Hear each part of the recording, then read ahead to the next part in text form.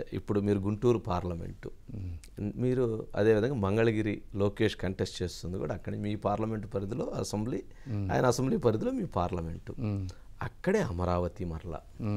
అంటే మీ ముందు చాలా బలమైనటువంటి టాస్క్ ఉంది చాలా పెద్ద లక్ష్యాలు అంటే మీరు అనుకున్నట్లుగా మీరు ఏదైతే చేయదగినంత శక్తి చేయదగినంత పని అక్కడ ఉంది ఏంటి మీ ముందున్నటువంటి విజన్ అమరావతి విషయంలో పర్టికులర్గా సో ఇప్పుడు అమరావతి విషయం ఇది సింపుల్ అండి ఆల్రెడీ అక్కడ చాలా డెవలప్ అయింది నేను మొన్న నెలలో చూసి వచ్చా 10,000 హౌసెస్ కట్టేశారు 80% కంప్లీట్ అయిపోయినాయి ఇంకో 20% కంప్లీట్ అయితే 10,000 సచివాలయ ఎంప్లాయీస్ అక్కడికి వచ్చేస్తారు ఎమ్మెల్యే క్వార్టర్స్ మినిస్టర్ క్వార్టర్స్ అవి కూడా 70-80% అవి కనుక కొంచెం కంప్లీట్ అయితే మీకు ఒక టౌన్షిప్ అనేది ఎకనామిక్ యాక్టివిటీ స్టార్ట్ అయిపోతుంది ఓకే అది నంబర్ 1 నంబర్ 2 బాబు గారు ఉన్నప్పుడు లాస్ట్ ఆ 5 years లో దాదాపుగా 120 to 130 సంస్థలతో మాట్లాడి జీవోలు కూడా రిలీజ్ అయిపోయినాయి వాటి అన్నిటికీ సెంట్రల్ గవర్నమెంట్ 14 అవే సెంట్రల్ గవర్నమెంట్ టోటల్గా 120 వాళ్ళు మొత్తం ఆ జీవోలన్నీ క్యాన్సిల్ చేశారు అవన్నీ పోయినాయి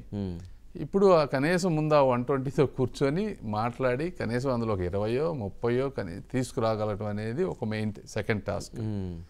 ఇవి గనక చేయగలిగితే ఓకే ఒక ఆస్పెక్ట్ ఇక నెక్స్ట్ ఇంటర్నేషనల్ కమ్యూనిటీతో కూర్చొని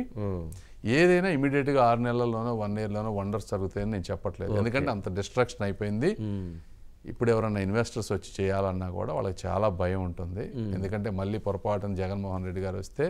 మళ్ళీ మా పరిస్థితి ఏంటి అనేది సో ఫస్ట్ దీని అన్నిటికీ ప్రీ కండిషన్ అంటే అద్భుతమైన మెజారిటీతో తెలుగుదేశం గెలవాలి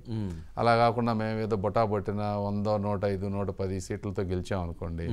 చాలా డిఫికల్ట్ అవుతుంది నేను ప్రజలందరికీ వాచ్ చేసే వాళ్ళకి అందరికీ నేను ఒకటే చెప్తా ఉన్నా తర్వాత మీరు మమ్మల్ని అన్నా కూడా ఉపయోగం లేదు గెలిస్తే భారీ మెజారిటీతో గెలిచి జగన్మోహన్ రెడ్డి గారు ఈ చుట్టుపక్కల ప్రాంతాల్లో ఇక వచ్చే అవకాశం లేదని నమ్మకం ఉంటేనే ఎవరో ఎందుకు ఇప్పుడు నేనైనా ఇంకొకళ్ళని ఇన్వెస్ట్ చేయాలంటే కష్టపడి బిజినెస్ డబ్బులు కష్టపడి సంపాదించిన వాళ్ళు ఎవరైనా బేసిక్ థింకింగ్ అది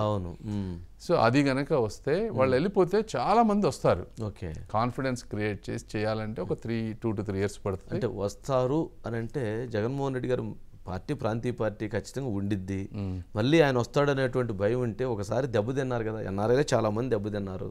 మరలా అటువంటి పరిస్థితి వస్తే మళ్ళీ ఆయన డిస్ట్రాయ్ చేస్తాడని భయం ఉండిద్ది కదా అదే కన్విన్స్ చేయగలుగుతారు అదే అక్కడే ఇది అంతా ఇప్పుడు మంచి మెజారిటీ వస్తే ఒకటి మంచి మెజారిటీ రాకుండా ఒక మాదిరిగా పొరపాటున వచ్చామనుకోండి అది ఇక మా లీడర్షిప్ కేపబిలిటీని బట్టి ఉంటుంది మేము 5 సంవత్సరాల్లో